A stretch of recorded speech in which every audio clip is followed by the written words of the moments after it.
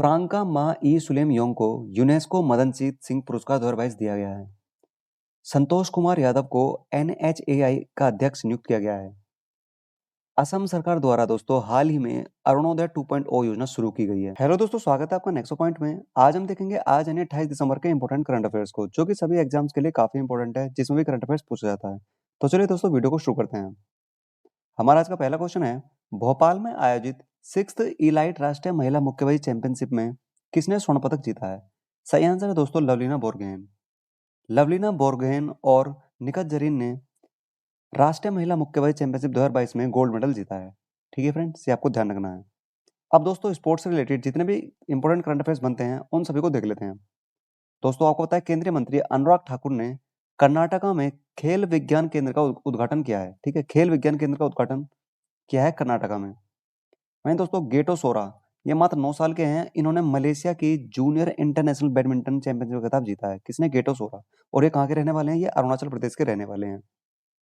और दोस्तों, Sam Curran, इन्होंने दोस्तों आईपीएल की नीलामी का सारे रिकॉर्ड इन्होंने तोड़ दिए हैं और ये आईपीएल हिस्ट्री के सबसे महंगे खिलाड़ी बन गए हैं। ठीक है दोस्तों।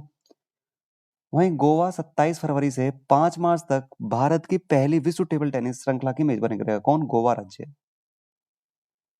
फीफा ने फरवरी 2023 में क्लब विश्व कप की मेजबानी के लिए मोरक्को को चुना है। ठीक है, किसको? मोरक्को को चुना है। ये आपको ध्यान रखना है। चलिए दोस्तों, चलते हैं अगले क्वेश्चन की तरफ। हमारा नेक्स्ट क्वेश्चन है, रेलवे बोर्ड के नए अध्यक्ष और सीईओ के रूप में किसे नियुक्त किया गया है? काफी इंपोर्टेंट क्वेश्चन दोस्तों। ये किया गया है दोस्तों अनिल कुमार लाहोटी को। ऑप्शन नंबर 20 का सही जवाब होगा। अनिल कुमार लाहोटी जो है ये रेलवे बोर्ड के नए अध्यक्ष और सीईओ बन गए हैं। इन्होंने दोस्तों किसको रिप्लेस किया है? इन्होंने वी के त्रिपाठी को रिप्लेस किया है। ठीक है, किसने? अनिल कुमार लाहोटी। और ये रेलवे बोर्ड के नए अध्यक्ष और सीईओ बन गए हैं। ठीक है फ्रेंड्स, ये हैं अनिल कुमार लाहोटी। अब दोस्तों, जितने भी हाल फिलहाल के अपॉइंटमेंट्स हुए हैं उन सभी को देख लेते हैं। दोस्तों, national highway authority of India यानी एनएचएआई, इसके जो अध्यक्ष बने हैं हाल ही में, ये बने हैं संतोष कुमार यादव। डीडीए यानी दिल्ली डेवलपमेंट अथॉरिटी, इसके वाइस चेयरमैन ये बने हैं सुभाषीष पांडा। वहीं गंजी कमला वीराव को food safety and security authority of India यानी फसाई में मुख्य कार्यकारी अधिकारी के रूप में इनको नियुक्त किया गया है। किसको? गंजी कमला वीराव को। वहीं आलोक सिंह को दोस्तों एयर इंडिया के कम लागत वाले एयरलाइन व्यवसाय का प्रमुख नामित किया गया है। किसको? आलोक सिंह को। ब्रिस्बेन 2032 ओलंपिक और पैरा ओलंपिक खेलों में जो सीईओ बनाई गई हैं, ये बनाई गई हैं सिंडी हुक। ठीक है फ्रेंड्स। और वहीं हार्वर्ड विश्वविद्यालय में पहली ऐसे अध्यक्ष जो बनी है, बनी क्लोडाउन गेट। ठीक है, ये आपको ध्यान रखना है। दोस्तों, ये कुछ अपॉइंटमेंट्स हैं जो आपको ध्यान रखने हैं। चलिए चलते हैं आगे अगले क्वेश्चन की तरफ। खेलो इंडिया यूथ गेम्स 2022 ये किस राज्य में आयोजित होने वाले हैं? दोस्तों, ये आयोजित होंगे मध्य प्रदेश में। ठीक है, मध्य प्रदेश में 5वें खेलो इंडिया यूथ गेम 2022 आयोजित होंगे। ठीक है, आपको ध्यान रखना है। अब दोस्तों, मध्य प्रदेश से रिलेटेड जितने भी इंपॉर्टेंट करंट अफेयर्स बनते हैं उन सभी का रिवीजन कर लेते हैं। मध्य प्रदेश सरकार ग्वालियर में अटल बिहारी वाजपेयी का भव्य स्मारक बनाएगी। ग्वालियर में किसका? अटल बिहारी वाजपेयी जी का। और दोस्तों, अटल बिहारी वाजपेयी जी के नाम पे ही एक स्टार का नाम रखा गया है, वो हम आगे क्वेश्चन है उसको भी देखेंगे। मध्य प्रदेश में दोस्तों देश का पहला इन्फेंट्री संग्रहालय खुला है। कहाँ पर? मध्य प्रदेश के इंदौर में। वहीं दोस्तों, मध्य प्रदेश के उज्जैन में दुनिया की पहली वैदिक घड़ी लगी है। 5वें खेलो इंडिया यूथ गेम्स का आयोजन मध्य प्रदेश में होगा, जैसा हमने अभी देखा। रणजी ट्रॉफी 2022 इसमें मध्य प्रदेश ने मुंबई को 6 विकेट से हरा दिया है। ठीक है, रणजी ट्रॉफी 2022 किसने जीता है? मध्य प्रदेश ने जीता है। और दोस्तों, मध्य प्रदेश स्टार्टअप नीति ये प्रधानमंत्री मोदी द्वारा शुरू की गई है। मध्य प्रदेश स्टार्टअप नीति। और मध्य प्रदेश ने दोस्तों एक योजना शुरू की है जिसका नाम है लाडली लक्ष्मी योजना 2.0। ये दोस्तों योजना शुरू किया मध्य प्रदेश ने। मध्य प्रदेश की बात हुई है, ये है मध्य प्रदेश की लोकेशन मैप के ऊपर। मध्य प्रदेश की कैपिटल है भोपाल। सीएम है यहाँ के शिवराज सिंह चौहान। गवर्नर है मंगूभाई छंगूभाई पटेल। लोकसभा में 29 सीटें हैं और वहीं राज्यसभा में 11 सीटें हैं। ये आपको ध्यान रखना है। चलिए दोस्तों, चलते हैं आगे अगले क्वेश्चन की तरफ। हमारा अगला क्वेश्चन है, भारतीय सेना के अगले इंजीनियर इन चीफ के रूप में किसे नियुक्त किया गया है? तो दोस्तों, जो नेक्स्ट इंजीनियर इन चीफ बने हैं इंडियन आर्मी के, ये बने हैं lieutenant general Arvind Walia. Option number A इसका बिल्कुल सही जवाब होगा। ठीक है दोस्तों, ये है लेफ्टिनेंट जनरल अरविंद वालिया। ये दोस्तों नेक्स्ट इंजीनियर इन चीफ बन गए हैं इंडियन आर्मी के। इंडियन आर्मी की बात हुई है दोस्तों, तो इंडियन आर्मी ये दोस्तों फाउंड हुई थी 1 अप्रैल 1895 को। इसका हेडक्वार्टर दोस्तों न्यू दिल्ली में है। मोटो इसका है सेवा परमो धर्मा। सेवा परमो धर्मा इसका मोटो है।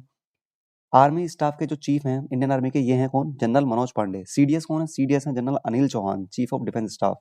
और वहीं वाइस चीफ पूछा जाए आर्मी स्टाफ के वाइस चीफ कौन है, तो ये है लेफ्टिनेंट जनरल बीएस राजू। ठीक है, आपको ध्यान रखना है दोस्तों, ये इंडियन आर्मी से रिलेटेड इन्फॉर्मेशन है, आपको ध्यान रखनी है। चलिए दोस्तों, आगे चलते हैं। और दोस्तों, यदि वीडियो आपको पसंद आती है तो प्लीज वीडियो को हमारी लाइक करना और चैनल पर नए हैं तो चैनल को प्लीज सब्सक्राइब भी कर देना, जिससे आपको हमारे वीडियो का डेली नोटिफिकेशन मिलता रहेगा। चलिए दोस्तों देखते हैं आगे अगले क्वेश्चन को।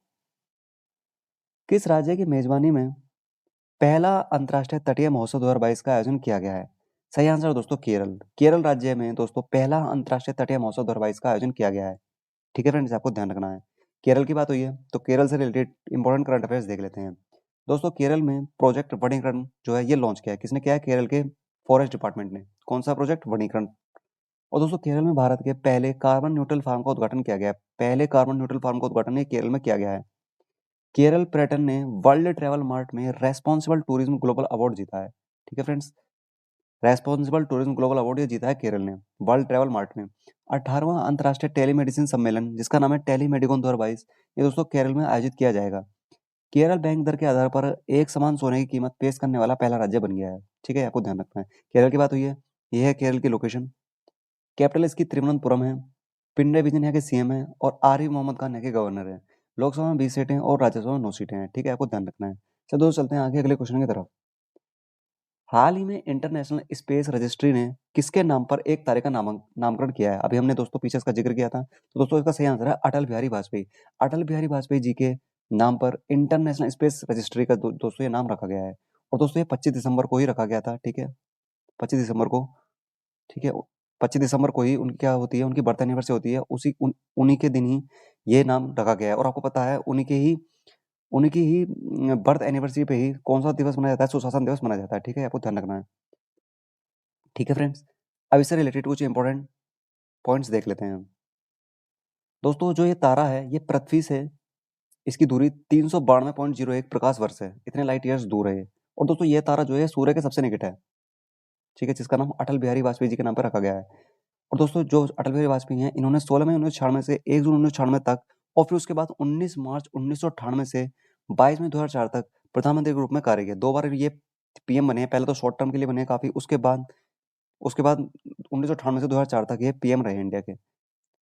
दोस्तों ये भारत के विदेश मंत्री के रूप में भी इन्होंने काम किया है अटल बिहारी वाजपेयी जी ने 1977 से 1979 तक। मोरारजी देसाई जब प्रधानमंत्री थे तब। और दोस्तों 2014 में पीएम नरेंद्र मोदी के आने के बाद, ठीक है, उनको श्रद्धांजलि के रूप में 25 दिसंबर को हर साल सुशासन दिवस के रूप में सबसे मनाया जा रहा है। क्या? सुशासन दिवस। ये आपको ध्यान रखना है। चलो दोस्तों चलते हैं अगले क्वेश्चन की तरफ। आईआईटी रुड़की, एम्स दिल्ली ने गर्भवती महिलाओं के लिए एक मोबाइल ऐप विकसित की है। इस ऐप का नाम क्या है? दोस्तों सही आंसर है स्वास्थ्य गर्भ। स्वस्थ गर्भ जो है ये इस एप्लीकेशन का नाम है, जो कि विकसित की है आईआईटी रुड़की और एम्स दिल्ली ने। ठीक है, आपको ध्यान रखना है।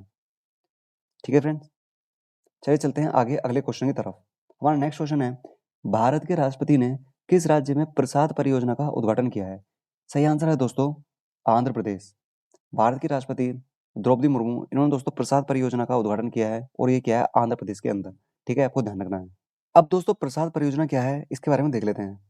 दोस्तों प्रसाद परियोजना इसकी फुल फॉर्म है pilgrimage rejuvenation and spiritual heritage augmentation drive.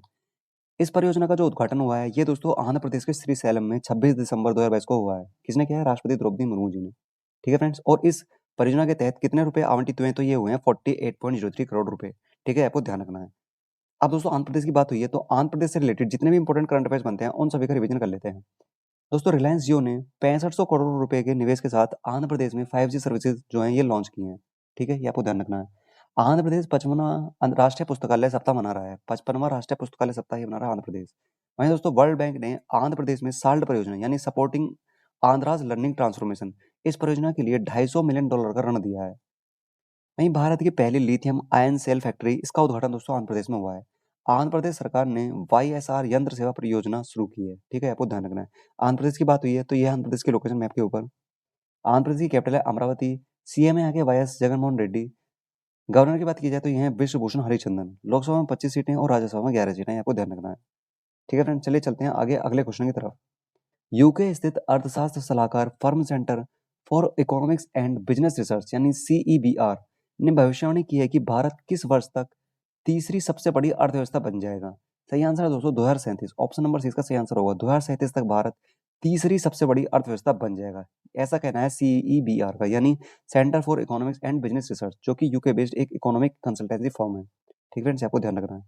चलिए दोस्तों चलते हैं आगे अगले क्वेश्चन की तरफ। हमारा नेक्स्ट क्वेश्चन है, प्रथम KR गौरी अम्मा राष्ट्रीय पुरस्कार 2022 के लिए किसे चुना गया है? सही आंसर है दोस्तों Hilda गोएव।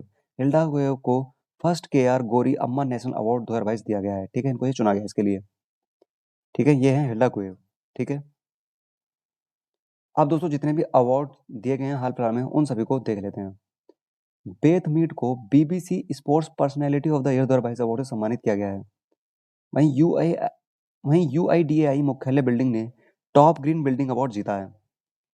Kolkata international film festival यानी KIFF में कुरा पोकिर शून्य उरा एंड अपॉन एंट्री कुरा पोकिर शून्य उरा और अपॉन एंट्री को सर्वश्रेष्ठ फिल्म का पुरस्कार दिया गया है कोलकाता इंटरनेशनल फिल्म फेस्टिवल में। वहीं NHPC ने दोस्तों पावर कंपनी ऑफ इंडिया का पुरस्कार जीता है। ठीक है, NHPC ने सुदीप और शोभना को रविन्द्रनाथ टैगोर साहित्य पुरस्कार दिया गया है। वहीं सेत्री केम संगतम को ग्रामीण विकास के लिए रोहिणी नैयर पुरस्कार से सम्मानित किया गया है। किसको? सेत्री केम संगतम को। ठीक है फ्रेंड्स, आपको ध्यान। चलिए दोस्तों चलते हैं नेक्स्ट क्वेश्चन की तरफ। हमारा अगला क्वेश्चन है, जॉर्ज कोहेन का हाल ही में 83 वर्ष की आयु में निधन हो गया। वह निम्नलिखित में से किस खेल से जुड़े थे? सही आंसर है दोस्तों फुटबॉल। इंग्लैंड के फुटबॉल प्लेयर जॉर्ज कोहेन का हाल ही में 83 वर्ष की आयु में दोस्तों निधन हो गया है। ठीक है, ये है जॉर्ज कोहेन। अब दोस्तों जितने भी हाल फिलहाल में निधन हुए हैं उन सभी को देख लेते हैं। गमका प्रतिभातक और पद्मश्री पुरस्कार से सम्मानित HR केशव मूर्ति का हाल ही में निधन हो गया। वहीं लांस नायक भैरव सिंह राठौड़ इनका भी दोस्तों हाल ही में निधन हो गया है। हवाई की अंतिम राजकुमारी अबिगेल क्वानानकोआ इनका भी दोस्तों निधन हो गया है। दिग्गज अमेरिकी खेल पत्रकार ग्रांट वाहल इनका दोस्तों फीफा विश्व कप के दौरान कतर में निधन हो गया। पद्मश्री पुरस्कार से सम्मानित और वयोवृद्ध लावणी गायिका सुलोचना चौहान का 92 वर्ष की आयु में दोस्तों निधन हो गया है। ठीक है, आपको ध्यान रखना है। ठीक है फ्रेंड्स, अब दोस्तों कुछ इंपॉर्टेंट वन लाइनर्स क्वेश्चंस का रिवीजन कर लेते हैं। ठीक है, संगीता वर्मा को प्रतिस्पर्धा आयोग यानी कंपटीशन कमीशन ऑफ इंडिया की कार्यवाहक प्रमुख जो है इनको नियुक्त किया गया है। वहीं दोस्तों GI महोत्सव 2022 ये वाराणसी में आयोजित किया गया है। केंद्रीय मंत्री स्मृति जुबिन ईरानी द्वारा भारत भाग्य विधाता महोत्सव का उद्घाटन किया गया है। साउथ इंडियन बैंक ने UI path automation excellence award 2021 जीता है। थलप्पिल प्रदीप को विन फ्यूचर स्पेशल प्राइज 2022 मिला है। ठीक है, थलप्पिल प्रदीप को। वहीं भारत की सर्वश्रेष्ठ वैश्विक प्रतिस्पर्धा विद्युत कंपनी का जो अवार्ड दिया है, ये दिया है किसको? ये दिया गया है NHPC को। ठीक है फ्रेंड्स, आपको ध्यान रखना है। आगे देख लेते हैं। फ्रांका मा ई सुलेम योंग को यूनेस्को मदनजीत सिंह पुरस्कार 2022 दिया गया है। संतोष कुमार यादव को NHAI का अध्यक्ष नियुक्त किया गया है। असम सरकार द्वारा दोस्तों हाल ही में अरुणोदय 2.0 योजना शुरू की गई है। तेलंगाना के तंदूर रेड ग्राम को GI टैग दिया गया है। वहीं नवी टेक्नोलॉजीज ने भारतीय क्रिकेटर महेंद्र सिंह धोनी को अपना ब्रांड एम्बेसडर नियुक्त किया है।